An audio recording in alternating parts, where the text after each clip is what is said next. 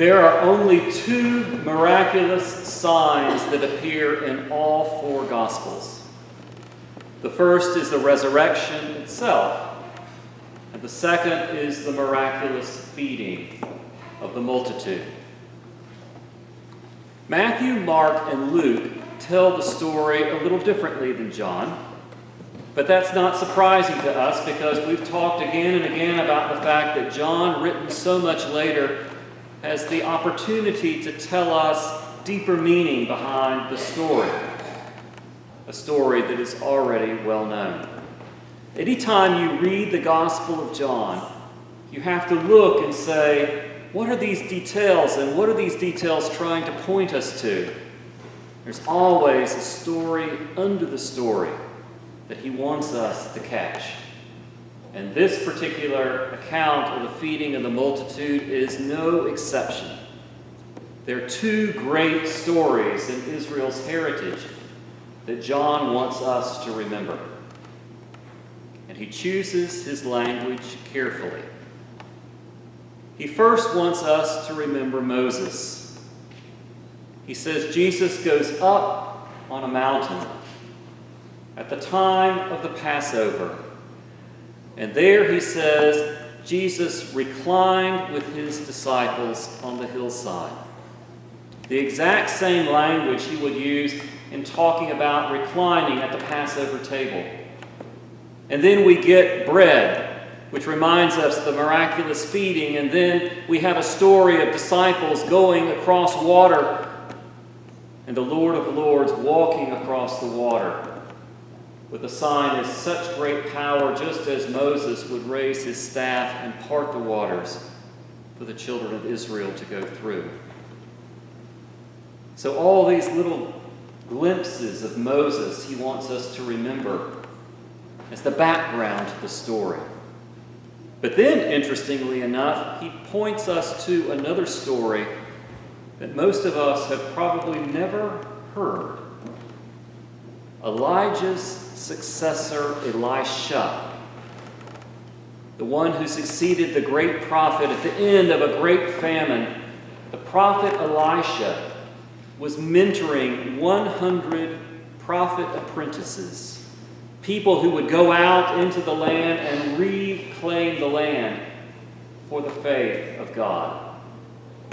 The famine was ending, and harvest had come in, and a man came to Elisha with 20 small loaves of barley bread, about the size of the communion loaves, I imagine, that we use here each Sunday.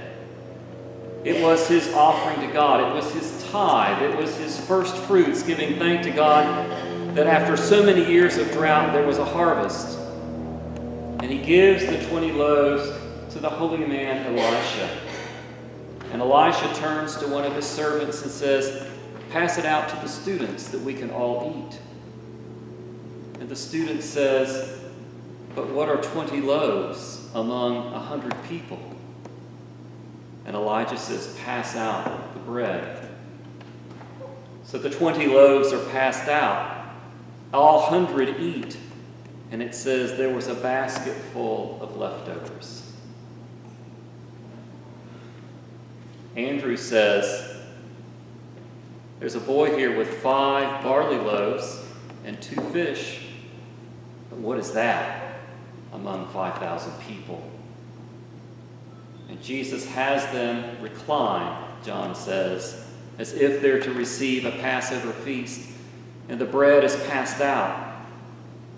And when the leftovers are gathered, it's not just one basket. It's 12 baskets full of leftovers.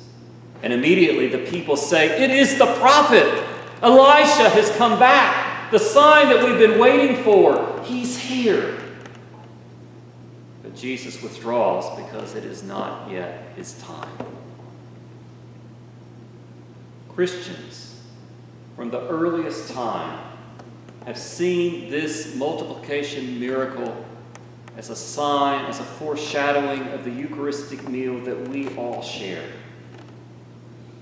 We take a tiny loaf or loaves of bread that Beth Meehan has so beautifully baked for us. But we say, compared to your glory, God, compared to you, what is this small offering? But we offer it to you.